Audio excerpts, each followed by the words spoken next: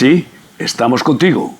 Ese es el lema de este programa y también de nuestro corazón, porque ardemos de deseos de bendeciros, de compartiros lo que recibimos de gracia y de que podamos seros útiles en transmitir los mensajes que nos edifican, las palabras de Cristo, el pan del cielo, la carne, el verbo, la verdad, comerla, asimilarla y que el Espíritu Santo haga su obra en nosotros, haciéndonos crecer en la fe y en el amor, ¿no? Y hay diferencias muy claras entre, bueno, pues primero, por ejemplo, oír. Después, oler. Parece ser que el sonido es lo que primero el cerebro, lo que más rápidamente ordena el cerebro, el oído, el sonido, antes que la luz, que es mucho más veloz. Una cosa curiosísima. Pero bueno, el bebé en el vientre es lo primero que yo creo que tiene la percepción del sonido, ¿no? No lo sé, pero sí, parece ser que la música, la ruidos, música, sí, claro, por eso la música es tan vital, ¿no? Pero una cosa es oír, otra es oler, otra es ver, otra cosa es tocar y otra muy diferente es comer. Estos son los pasos, por ejemplo, en la alimentación africana. Oír la comida, pues si se está cocinando, sí, se oye, pero lo que sí está claro es que el oler sí, eso es fundamental, y después mirarla y tocarla con la mano y luego llevarla a la boca. Y otra cosa es comerla, y más aún, es diferente también asimilarla, guardarla, que produzca el enriquecimiento con sus vitaminas, sus proteínas, etcétera, para las células del cuerpo. En términos espirituales es igual. Y yo lo diría que, bueno, pues saborear es fundamental, comer palabra que no está sabrosa, incluso palabra de Dios dice, predicar la palabra bien sazonada, ¿no? Que pueda ser agradable, ¿no? Y esto, en definitiva, se llama experimentar. Experimentar es lo que quiere darnos Cristo, experiencias, no historias, no narrativas de lo que han experimentado otros, sino que podamos experimentar personalmente, sobre todo experimentarle a Él, tener unas experiencias con Dios. En el retiro de Nehemías, eso es una de las palabras preciosas que oímos de lo que es la comunión con Dios, esa relación personal e íntima, paterno-filial y de verdadero amigo. Así que vamos a hablar de experiencias, porque eso es lo que importa. Es que eso ya es, diríamos, la prueba del algodón, ¿no?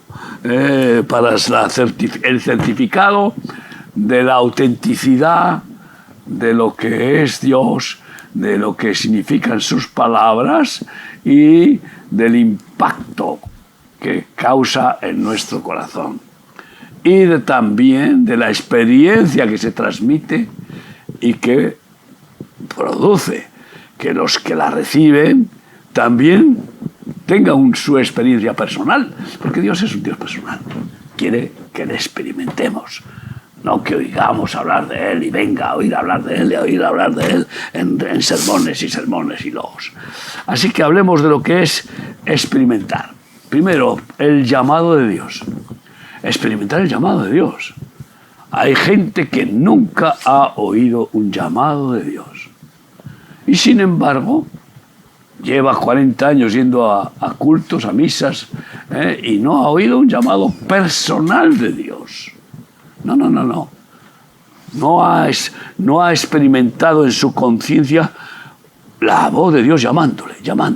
Y llamándole por su nombre. Vamos a leer en 1 Samuel 3, del 1 al 11, un llamado muy especial a un joven, a un adolescente. El joven Samuel ministraba a Yahvé en presencia de Elí y la palabra de Yahvé escaseaba en aquellos días. No había visión con frecuencia.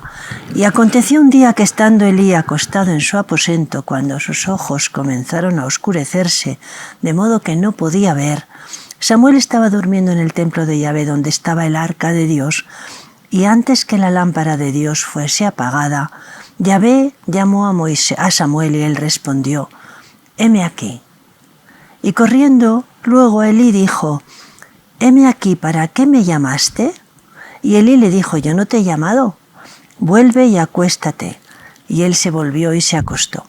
Y Yahvé volvió a llamar otra vez a Samuel, y levantándose Samuel, vino a Elí y dijo: «Jineni, heme aquí, ¿para qué me has llamado?». Y él dijo: «Hijo mío, yo no te he llamado, vuelve y acuéstate». Y Samuel no había conocido aún a Yahvé, ni la palabra de Yahvé le había sido revelada. Yahvé pues llamó la tercera vez a Samuel, y él se levantó, y vino a Elí y dijo: «Heme aquí, ¿para qué me has llamado?». Entonces entendió Elí que Yahvé llamaba al joven. Y dijo Elí a Samuel: «Ve y acuéstate, y si te llamare dirás: habla, Yahvé, porque tu siervo oye». Así se fue Samuel y se acostó en su lugar. Y vino Yahvé y se paró, y llamó como las otras veces: «Samuel, Samuel». Entonces Samuel dijo: «Habla, porque tu siervo oye». Y Yahvé dijo a Samuel: «He aquí, haré yo una cosa en Israel, que a quien la oyere le retiñirán ambos oídos». Sí, bueno, y después lo que permitió Dios es terrible, porque permitió que el arca del testimonio fuera robada por los enemigos, etc. Pero primera enseñanza que para mí me toca, ¿no?, es que antes de que se apagara la lámpara del Señor, la lámpara no era el candelabro, la lámpara era el profeta, era Elí. Y ya estaba a punto de extinguirse su llama, su hálito. Estaba viejo, estaba torpe y espiritualmente decadente. Porque tuvo que ver 3 veces que el joven venía a él a decirle: «Me has llamado», sin que haberle llamado. Y solo a la tercera vez se da cuenta. O sea, qué torpeza. Igual que había sido torpe con la madre de Samuel, que sollozaba pidiendo fertilidad a Dios para que le diera un hijo y que lo consagraría a Dios. Y lloraba y lloraba, y Elí ya estaba tan torpe que decía: «Mujer, digiere tu vino». La llamó borracha. Y no he bebido nada, he venido a derramar mi corazón delante de Dios. Y era además a la mañana. Entonces, antes de que se apagara la lámpara, el iluminado, el sumo sacerdote y profeta, Dios se procuró el sustituto. Sí, igual que antes de llevarse a Elías, se procuró a Eliseo, y así sucesivamente. Y entonces, por eso llama a Samuel, al joven, como sustituto. ¿Y qué vemos aquí? Que lo llama 3 veces. No había oído la voz de Dios, no tenía discernimiento, no sabía asimilar las palabras de Dios que escuchaba a través del sumo sacerdote en todas las ministraciones del templo. Y sin embargo no las discernía. Y sin embargo, qué paciencia de Dios 3 veces. Hasta la cuarta no consigue hacerse entender, ¿verdad? Sí, entonces las 3 veces no entiende. Y es ya la cuarta cuando por fin, ya después de la revelación que da el sumo sacerdote, tardía, pero bueno, por lo menos al final se da cuenta. Y eso demuestra las oportunidades que nos da Dios. ¿Cuántas oportunidades? ¿Cuántas? Y yo estoy convencido que todos nosotros, en algún momento de nuestra vida, infancia o lo que sea, hemos oído el llamado de Dios.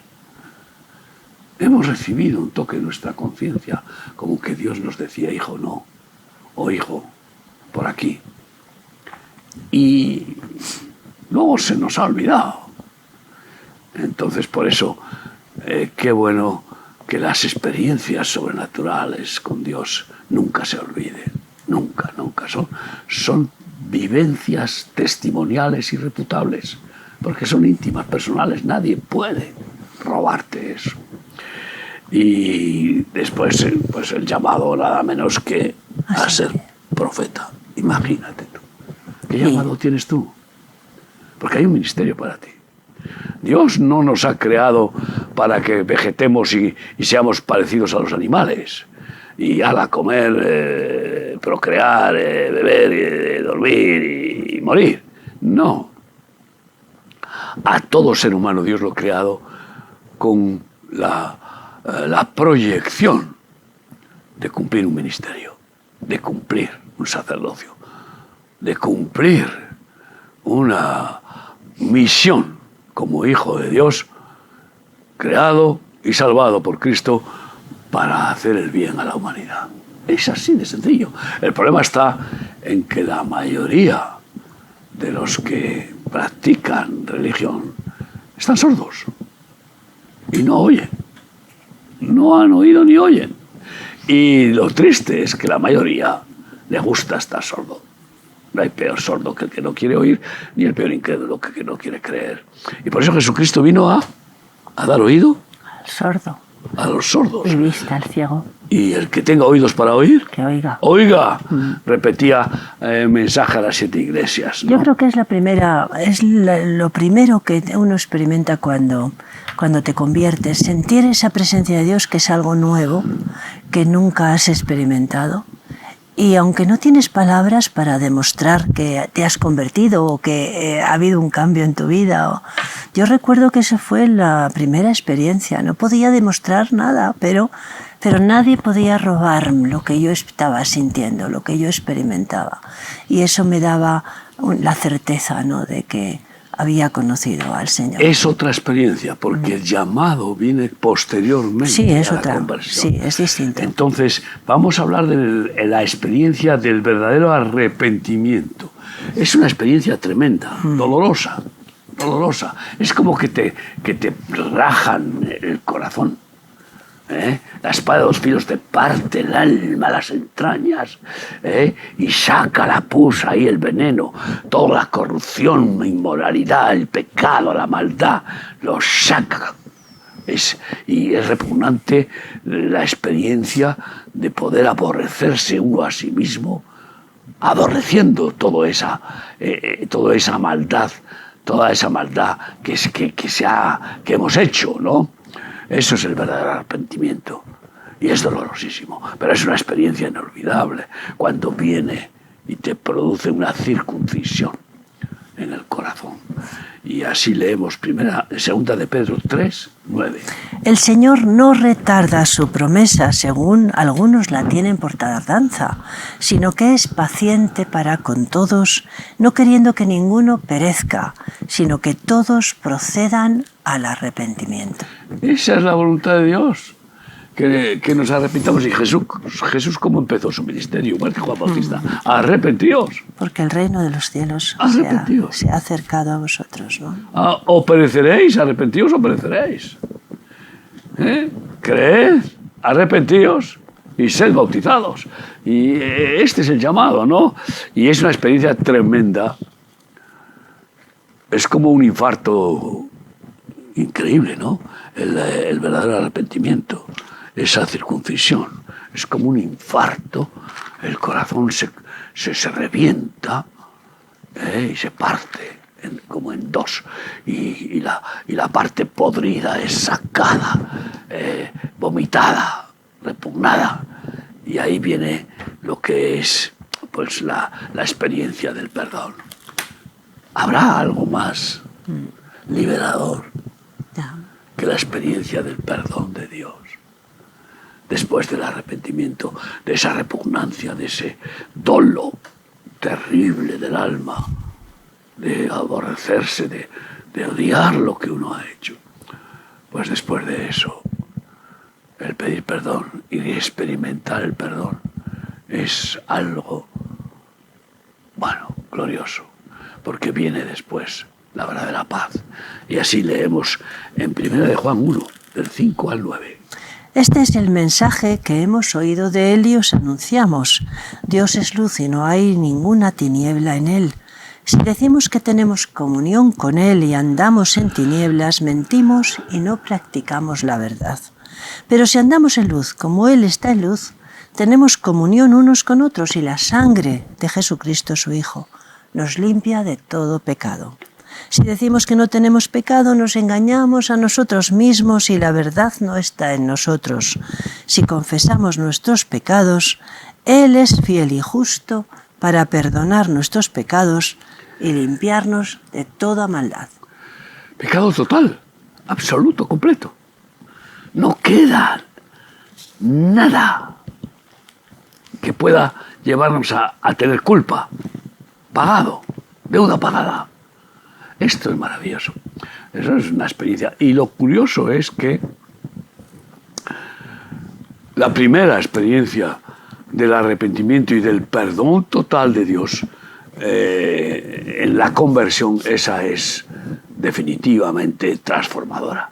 Pero luego cada día, como fallamos cada día. Eso te iba a decir, que es una cada experiencia día la experiencia del perdón. Constante, es una experiencia. Yo creo que cuanto más caminas con el Señor, todavía más capacidad de arrepentimiento se te va dando el Señor, porque al principio tampoco no tienes tanta luz, pero según vas caminando, vas comprendiendo qué torpes somos, ¿no? Y cuántos errores cometemos, ¿verdad? Y ahí tenemos esa certeza de que la sangre de Cristo nos limpia de todo pecado. De todo pecado, así es.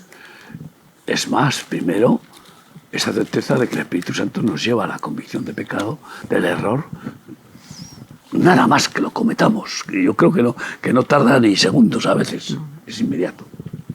Y después nos lleva a la praxis de la verdadera humildad de pedir perdón, reconocerlo y pedir perdón. Y esta es la oración de mis santos. Cada día dice que oración de arrepentimiento, de confesión y de petición de perdón. Y experiencia purificadora. Y así Dios nos va puliendo, nos va perfeccionando, nos va podando para hacernos perfectos como Él es perfecto. Y bueno, pues esto es lo que se llama después la experiencia de la paz. La experiencia de la paz. Esa experiencia maravillosa que Jesucristo promete: venid a mí todos los que estéis trabajados y cargados de pecados, claramente, y yo os haré descansar. Yo os daré mi Shabbat Shalom, mi descanso en la paz del perdón. Y lo podemos leer en Romanos 5:1. Justificados, pues, por la fe, tenemos paz para con Dios por medio de nuestro Señor Jesucristo. Muchos hablan de paz. Se inflan la boca los super sabios políticos y catedráticos o periodistas, los que sean, que parece que son mensajeros de paz social. Y resulta que no saben ni lo que es la paz, ni la han experimentado. Y me duele cada vez que voy a Israel escuchar a multitud de israelitas, shalom, shalom, y no viven en paz, con la pistola bajo la falda de la mujer o en los pantalones. Y además, aunque no tengan pistola, muchos no saben lo que es la verdadera paz. La hablan, shalom, shalom, shalom, y no saben lo que es. No la experimentan, porque es un fruto divino. Y como no tienen a Yeshua, no tienen a Jesucristo, que es el que dice: yo mi paz os doy, mi paz os dejo, no como el mundo la da, porque mi paz es verdadera paz. Solo la paz que da Jesús es verdadera, y el que no tiene a Jesús no tiene paz. Es que no puede tener paz. Esto es terrible. Pero se les infla la boca y quieren, claro que la quieren. No saben lo que es casi. Es interior la paz. Es ese estado de bienestar, de confianza, de seguridad, de tranquilidad. Porque la conciencia está limpiada y no hay culpa, no hay miedo. Esa situación bendita bienaventurada, solo Jesucristo la da a quienes le quieren honrar y obedecer. Y bueno, pues la experiencia del nuevo nacimiento, del que antes empezaste un poco a hablar, ¿no? Ese cuando conoces a Jesucristo, recibes la circuncisión, te mata la espada al hombre de pecado, a esa vieja pelleja naturaleza, y te pone un nuevo corazón. Esa experiencia. Experimentas su Espíritu Santo. El Espíritu Santo siente su presencia de una manera que no lo puedes razonar, no es razonable, es solo experiencia, ¿no? Y es algo hermosísimo, ¿no? Es algo interior. No puedes demostrarlo, no puedes solo hablar de lo que tú sientes, ¿no? Porque al principio luego conoces la palabra y tienes otras experiencias, ¿no? Y otras vivencias, pero el recién convertido solo siente que algo nuevo hay en su interior y que el Espíritu Santo y que la comunión con Dios es fresca y es nueva. Y que las cosas viejas pasaron. Todas son hechas nuevas, eres nueva criatura. Así Jesús lo declara a un hombre pues religioso, que quería ser bueno, temeroso de Dios, pero que no conseguía tener la fe, la certeza de la salvación y vida eterna. En Juan 3, del 1 al 8, podemos leer lo que es el llamado de Cristo a nacer de nuevo. Había un hombre de los fariseos que se llamaba Nicodemo, un principal entre los judíos. Este vino a Jesús de noche y le dijo: Rabí, sabemos que has venido de Dios como maestro, porque nadie puede hacer estas señales que tú haces si no está Dios con él. Respondió Jesús y le dijo: de cierto te digo que el que no naciere de nuevo no puede ver el reino de Dios. Nicodemo le dijo: ¿cómo puede un hombre nacer siendo viejo? ¿Puede acaso entrar por segunda vez en el vientre de su madre y nacer? Respondió Jesús: de cierto te digo, que el que no naciere de agua y del Espíritu no puede entrar en el reino de Dios. Lo que es nacido de la carne, carne es; lo que es nacido del Espíritu, Espíritu es. No te maravilles de que te dije: os es necesario nacer de nuevo. El viento sopla de donde quiere y oyes su sonido, mas ni sabes de dónde viene ni a dónde va. Así es todo aquel que es nacido del Espíritu. Es el Espíritu después el que te guía, como un bebé. Y claro, qué terrible la respuesta de este Nicodemo tan sabio del Sanedrín y alumno de Gamaliel y resulta que ¿cómo voy a meterme otra vez en el vientre de mi madre? O sea, es que no concibe el religioso, el intelectual, el académico, no concibe nada que no sea tangible, biológico, natural. Y entonces piensa que nacer de nuevo podría ser otra vez salir del vientre. Pero eso es un nacimiento carnal. Yo fíjate que viene de noche, Miguel, está asustado, no viene de noche a verle porque en realidad le da vergüenza, ¿no? Delante de los demás importantes, ¿no? Y viene porque está curioso, en el fondo él sabe que Jesús tiene algo importante, ¿no? Y probablemente que se convierta, Nicodemo. Sí, probablemente que sí, porque un encuentro así con Jesús no puede ser. Y que probablemente también salió de ahí convencido de que tenía que morir a la religión, a sí mismo, al mundo, al dinero, a todo, para que viva Cristo, para que viva el Espíritu dentro. Y el Espíritu te lleve. Y cuando y te dejas llevar, el Espíritu no se equivoca.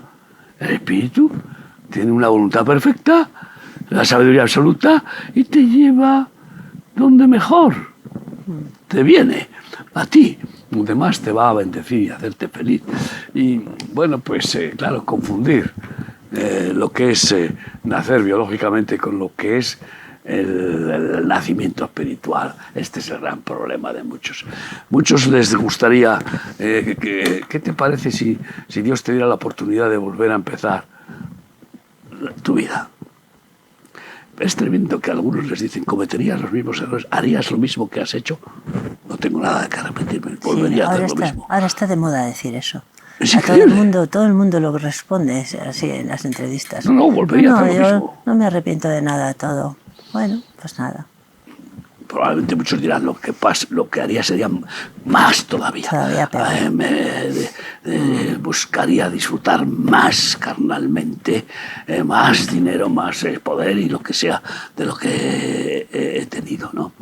Entonces, pero, sin embargo, qué fácil es experimentar una nueva vida. Borrón y cuenta nueva, pero un borrón definitivo para la eternidad. Para el resto de tiempo en la tierra y para la eternidad. Borrado el viejo pellejo, ese hombre perverso, esa naturaleza heredada de Adán, que es universal de todos los hombres, y la experiencia crística de vivir en el Espíritu y ser guiado por el Espíritu. Y qué bueno que Él ejerza ese protagonismo, porque Él no se equivoca. Y esa es la forma que quiere Dios de hacernos felices, de participar de sus frutos, amor, gozo, paz, que son los tres principales. Sí, esto, por ejemplo, podemos confirmarlo en 2 de Corintios 5:17, dice así. De modo que si alguno está en Cristo, nueva criatura es. Las cosas viejas pasaron, he aquí todas son hechas nuevas. Este es el nuevo nacimiento y qué hermoso, todo fuera, borrado. Y hablamos de experiencias después o antes o en el momento en que Dios haya querido. ¿Qué experiencia es el bautismo del Espíritu Santo? ¿Qué experiencia, verdad? La llenura. Porque, bueno, yo pienso por ti. Estabas convertida, de alguna manera habías nacido de nuevo, veías las cosas completamente diferente, pero te faltaba la llenura del Espíritu Santo. Yo creo que Dios esperó en su misericordia. En su misericordia esperó a quebrantar a este marido rebelde y bueno, ¿para qué voy a hablar mal de mí si ya eso está superado, ¿no? A que Dios me llevara, me rescatara en la promesa que te recibiste de que cree en el Señor Jesucristo y serás salvo tú y tu casa. Pero, y recibí yo el último Espíritu Santo y lo recibiste tú, pero ¿qué experiencia es esa? Leemos en Hechos 11, 15 y 16. Cuando comencé a hablar, cayó el Espíritu Santo sobre ellos también, como sobre nosotros al principio. Entonces me acordé de lo dicho por el Señor cuando dijo: Juan ciertamente os bautizó en agua, mas vosotros seréis bautizados con el Espíritu Santo. Esta experiencia, ¿cómo la podrías explicar un poco? Bueno, es muy difícil explicarla, ¿no? Yo creo que trasciende, es la mente razonadora estorba, ¿no? La mente que razona y que todo lo quiere controlar, ¿no? Entonces el Espíritu Santo quiere el control absoluto. Y un verdadero bautismo en el Espíritu es, al menos por un momento, es un control absoluto del Espíritu Santo, ¿no? Y luego hay que ser llenos diariamente, ¿no? O sea, viene esa llenura en la experiencia. De repente, el bautismo en aguas te mete bajo las aguas como un entierro de un cadáver. El bautismo del Espíritu Santo es que te ahogas por dentro y desaparece el ego. Ahogado, fuera, es expulsado. Se multiplica el aceite que has recibido con la conversión. El aceite es la presencia, es el Espíritu Santo, se expande y te ahoga por dentro en términos sencillos. Es decir, que no da opción al ego, no le da opción. A razonar. A darle vueltas. Claro, y a los sentimientos. No, te ahoga por dentro, en el sentido de que, y te ahoga satisfactoriamente. La llenura del Espíritu. Es una adoración completa. Es la multiplicación, se llena el aceite, sale el aire, sale el mundo, sale todo lo que hay ahí, el ego, y el Espíritu Santo llena tu corazón. Entonces yo siempre me acuerdo de esta imagen, ¿no? Antes, con un poco de aceite, la vasija era muy frágil, de barro, la golpeaba y se rompía. Ahora golpea una vasija llena de aceite, te rompes la mano, porque es el aceite el que resiste el impacto. Pues esa llenura es la que nos lleva a vencer la tentación cada día. Es la que nos lleva a vivir por fe, a estar convencidos de que Él es lo más maravilloso y de que no queremos ninguna otra forma de vivir. Bueno, es una experiencia de comunión íntima e intensa con el Señor, ¿no? Pienso que es algo que traspasa tu razonamiento y que puedes entrar en una adoración mucho más intensa, ¿no? Y es esa comunión con el Espíritu Santo, al que adoras, ¿no? Ante el cual te rindes, ¿no? Es una rendición completa. Hasta el punto de que empiezas a hablar unas lenguas que no entiendes, que no conoces, y que cualquiera puede decir, mira, qué ridículo es esto, como decían, están borrachos, llenos del Espíritu. O sea, en una palabra, se humilla, por eso te he dicho bien claramente, se expulsa todo el ego intelectual, sentimental, y viene la santa locura. Porque llenos del Espíritu Santo no hay quien pare. A los llenos del Espíritu Santo no hay quien los pare, solo Dios los para. Y, bueno, verdaderos locos, santos locos que van a muerte. Y así iban. Así es. Esteban, tú fíjate, Esteban lleno del Espíritu Santo. Santo loco a muerte. Dando a todos los poderes religiosos implacables, asesinos, soberbios, y muriendo apedreado, dando gloria a Dios y perdonándolos. Pero no hay un santo loco, ahí empieza, ¿no? Y luego todos los apóstoles acabaron siendo santos locos mártires. No callaron, que pudieron decir, bueno, voy a callar porque si no me va a cortar la cabeza. No callaré jamás. Antes bien, prefiero ser sacrificado. Como Pablo decía, ya estoy pronto para ser sacrificado, y enseguida le cortaron la cabeza. Esto es la llenura del Santo. Esa locura de Pablo, ya no vivo yo. Más vive Cristo en mí. Más vive Cristo en mí. Has muerto. Qué bendita muerte, qué bendita experiencia, ¿no? Y bueno, pues en esa llenura recibes ministerio. Como te vuelves en un santo loco, pues en un santo loco que ora con fiereza y con clamor y que adora, por supuesto, el Espíritu y en verdad, y que empieza a evangelizar. No puede callar. Cumples el ministerio. Porque evangelizar es un impulso indispensable a los que son verdaderos seguidores de Jesús. Uno que dice ser seguidor de Jesús y no confiesa su nombre, y calla, y se acobarda, y no evangeliza, es un religioso hueso seco en un cementerio. Pues es un cementerio intelectual de religiones. Y por eso qué bueno es la experiencia de recibir el ministerio y ver el respaldo del Espíritu Santo en ese ministerio, ver que evangelizas y se convierten las almas. Es que es una gozada. El ministerio después es que es otra experiencia gloriosa. ¿Cómo no voy a estar como loco para predicar en las calles? Y tú me acompañas y sabes. ¿Por qué? Porque el Señor ora.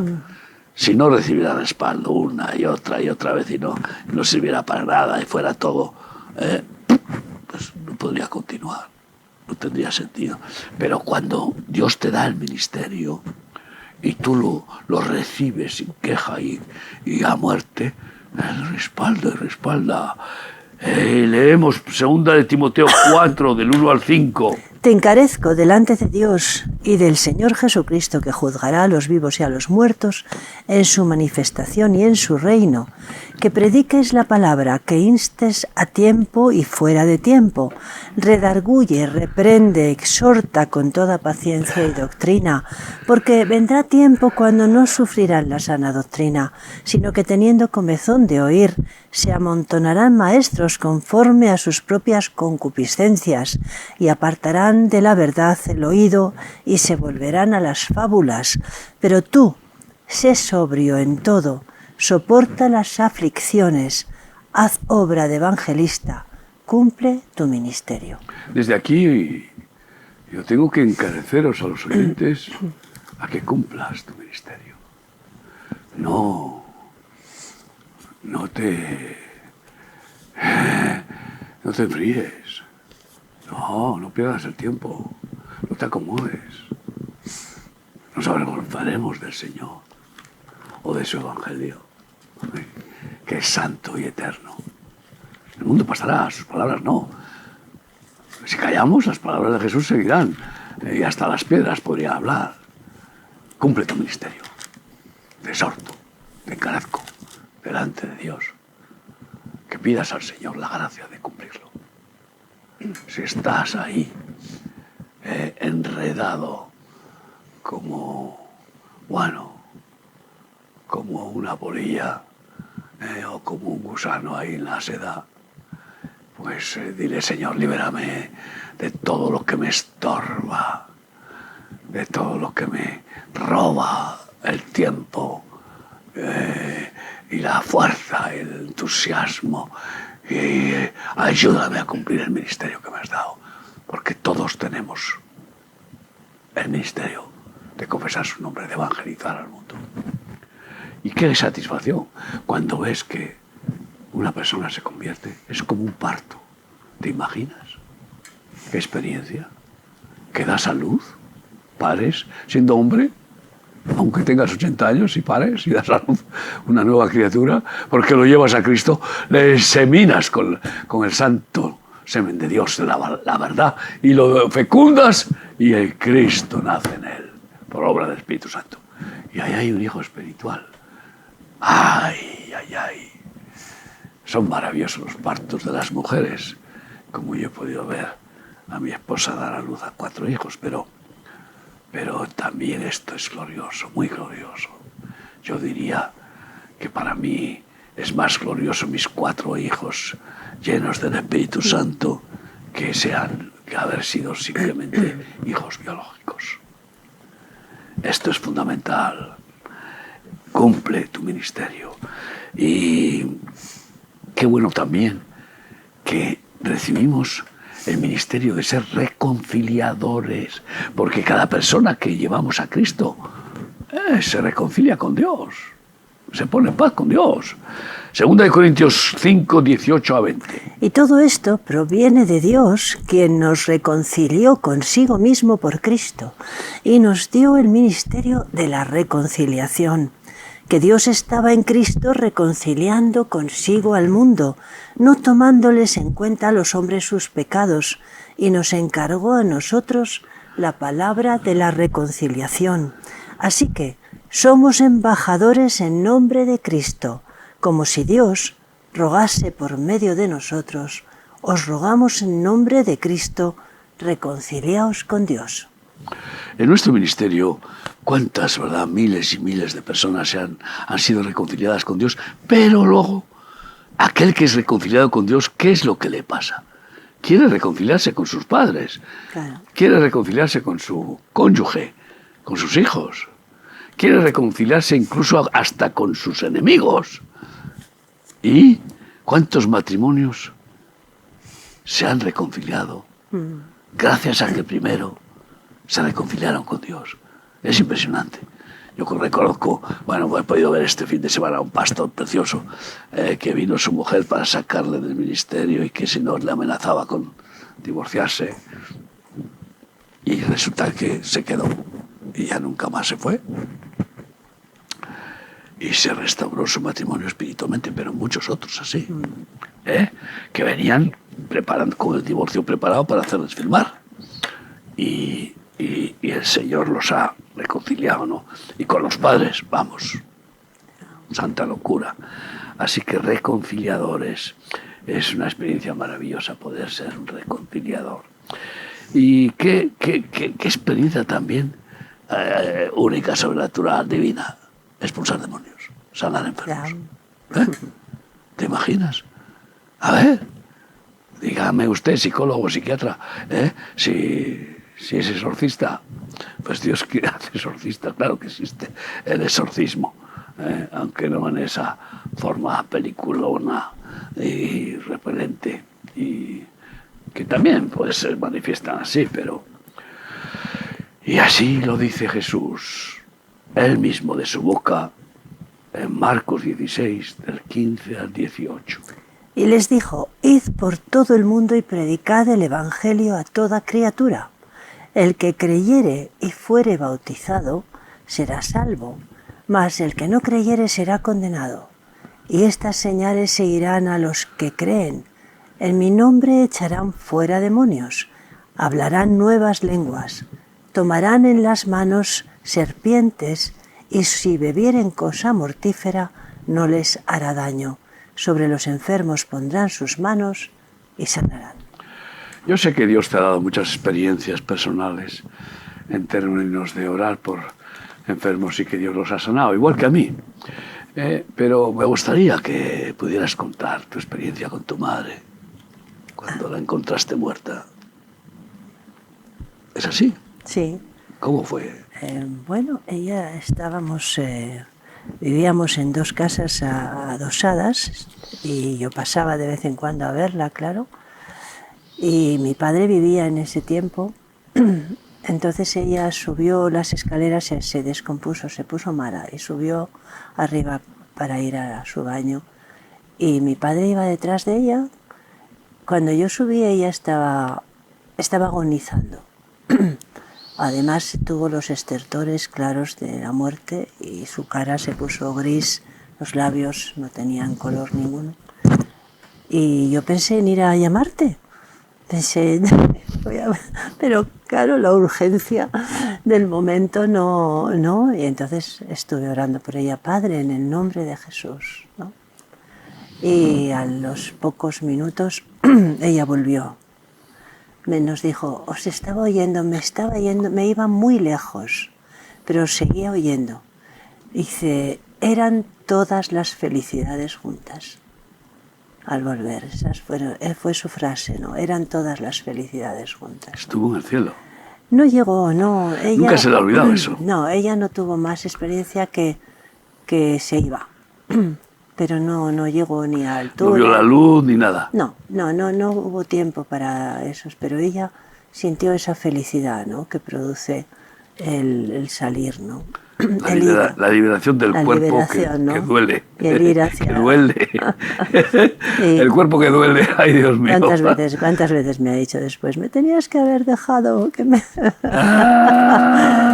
que haberme dejado. Pero qué experiencias más maravillosas, por eso, experiencias de hacer un milagro. Usted, imagínese, Jesucristo dijo, estas cosas que yo hago, vosotros haréis ya aún mayores, porque yo me voy al Padre. Eso lo compartió un pastor retiro de Nehemías, y efectivamente contó cómo la sombra de Pedro pues pasaba y se sanaban todos los enfermos, y Jesús nunca había mostrado ese milagro. Y leemos en 1 Corintios 12, 27 y 28. Vosotros pues sois el cuerpo de Cristo y miembros cada uno en particular. Y a unos puso Dios en la iglesia, primeramente apóstoles, luego profetas, lo tercero maestros, luego los que hacen milagros, después los que sanan, los que ayudan, los que administran, los que tienen don de lenguas. Ahí, ¿no? Están, fíjate tú, la variedad, ¿no? Porque a veces decimos, bueno, yo no hago milagros, yo no tengo don de sanidad, pero los que ayudan, los que administran, los que todos hay trabajo para todos dentro de la iglesia. Hay dones, está hablando de los dones, hay herramientas divinas sobrenaturales para todos aquellos que quieran servir por amor a Dios y al prójimo, ¿no? Y bueno, pues nuestro ministerio está repleto de experiencias milagrosas. Les aconsejo que lean el libro Bon Mar Adentro, o Héroes de la Fe, o Tizones arrebatados del incendio. Son relatos sobrenaturales impresionantes de milagros maravillosos. Pero yo creo que la plenitud de la experiencia más maravillosa es la santidad. No es permanente. Sentirse santo las 24 horas del día, pero cuando sientes que te limpia el Señor de toda culpa y te sientes en esa hermosura de Dios, en esa gloria de la santidad de Dios, esa es una experiencia maravillosa, y podemos leerlo en 1 de Pedro 1:15. Sino como aquel que os llamó es santo, sed también vosotros santos en toda vuestra manera de vivir. Si nos lo manda, porque ese imperativo es que quiere hacernos santos, nos santifica y nos hace santos. Y cuando te produce el Espíritu Santo esa sensación de su santidad, su naturaleza santa en tu interior, dices: a volar. Nada feo, nada humano, sentimental, intelectual, soberbio, egoísta, queda ahí, purificado, limpio, santificado. Casi es el momento de decir: ahora ya llévame, por favor, porque estoy a tope ya. Y bueno, en definitiva, la experiencia del verdadero vivir, de vivir, la verdadera vida, lo que es verdadero vivir. Filipenses 1:21. Porque para mí el vivir es Cristo y el morir es ganancia. Pero es que no es más que el cumplimiento de cómo Jesús se revela. En Juan 14:6, ¿qué dice? Dice claramente lo que Él es. Jesús dijo: yo soy el camino y la verdad y la vida. Nadie viene al Padre sino por mí. Él es la vida y nos hace vivir en Él, por Él, con Él y para Él. Así que ese es el verdadero vivir, el verdadero existir.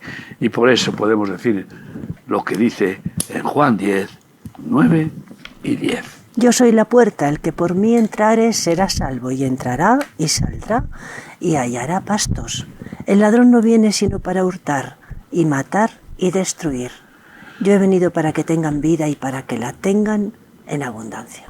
Experimenta la verdadera vida. Vida en abundancia divina. Vida divina. Experimenta ser transformado de humano a divino. La naturaleza de Dios en ti. Que podamos decir: ya no vivo yo, mas Cristo vive en mí, porque eso es lo máximo. Ahí donde estás, responde al Señor hoy y cumple tu ministerio y busca experimentarle. Ponte a solas en el campo, en tu habitación, donde quieras, a orar y decir: Señor, háblame. Quiero experimentar tu abrazo, tu perdón, tu iluminación, tu relación. Y experiméntale. No es lejano. Está ahí, llamando a cada corazón, a ver si le abrimos la puerta y entra dentro. Una vez que entra dentro no quiere salir, a no ser que le echemos. Muchos le echan. No lo hagas. Vive, y vive de verdad. Vida abundancia que solo está en Cristo Jesús. Que el Señor os bendiga. Vamos a orar. Señor, te damos las gracias porque no nos desechaste, sino que viniste a morar con nosotros y en nosotros. Santo. Señor, gracias. Gracias por tu gran misericordia que es nueva cada día. Santo. Sigue dándonos experiencias tuyas, Señor, no nos cansamos. Anhelamos, Señor, sentir tu presencia cerca y oír tu voz, Señor, y seguir de tu mano, Señor, en este caminar, Señor, hasta la meta. Gracias, Señor. Derrama tu Espíritu Santo, Señor. Trae convicción de pecado, de justicia y juicio, Señor, y que el mundo escuche y oiga, Señor, que tú estás, Señor, llamando a un pueblo santo que te siga y que te sirva. Gracias, en nombre de Yeshua. Amén. Pues hasta el próximo programa, si Dios quiere. Si Dios quiere. Estamos contigo. Que el Señor os bendiga con vida en abundancia. Toda la familia.